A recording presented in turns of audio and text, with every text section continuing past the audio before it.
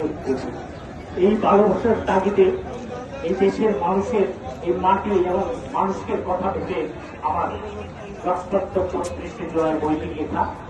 আসলে আপনারা ক্ষমা করবেন যে আমার পিছনে আরেকটা বইয়ের উন্মোচন হবে, সময় নেই, অনেকগুলো রয়েছে। বাংলা একাডেমির কর্তৃপক্ষ ওনাদেরকে ধন্যবাদ জানিয়ে আমার বক্তব্য শেষ করবো, কারণ যেহেতু অন্যরা দাঁড়িয়ে আছে তাদেরকে সুযোগ করে দিতে হবে, সেই জন্য আমি বক্তব্য রাখলাম না।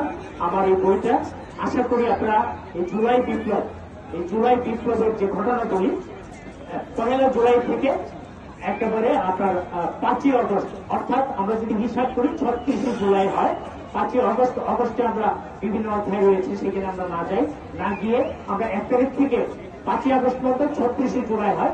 এই জন্য আমার বইটার নাম দিয়েছে রক্তাক্ত ৩৬ জুলাই। আপনাদের সকলকে ধন্যবাদ। আশা করি এই বইটা পড়লে আপনার কিছুটা হলেও আমাদের যে দায়বদ্ধতা, আমাদের যে অদম্য সাহস যে শিক্ষার্থীদের ছিল, এগুলি সম্পর্কে একটু ধারণা নিতে পারেন। যে ছোট্ট একটা কথা বলি, রিয়াল নামে একটা ছেলে, সে ৫ই আগস্ট সে বিজয় উল্লাসে বেরিয়ে হয়েছিল। সে তখন বলেছিল যে আমাকে গুলি করবি, হাত উঁচু করে গুলি কর। সাথে সাথে তাকে ৩টা গুলি করলো, ৩টা গুলি খেয়ে সে মৃত্যুবরণ করলো। তার বাবা আক্ষেপ করে বলতেছিল যে আমার একটা ছেলেকে এতগুলি গুলি মেরে মারতে হলো, একটা গুলিতে সে মারা যেত। তার বাবার কথা হলো কি যে সে খুব কষ্ট পেয়ে মরেছে। ঠিক তদ্রুপ ভাবে এক ছেলে বলতেছিল যে আমার খুব শখ ছিল ফুটবল খেলবো, কিন্তু আমার পাটা তো নেই।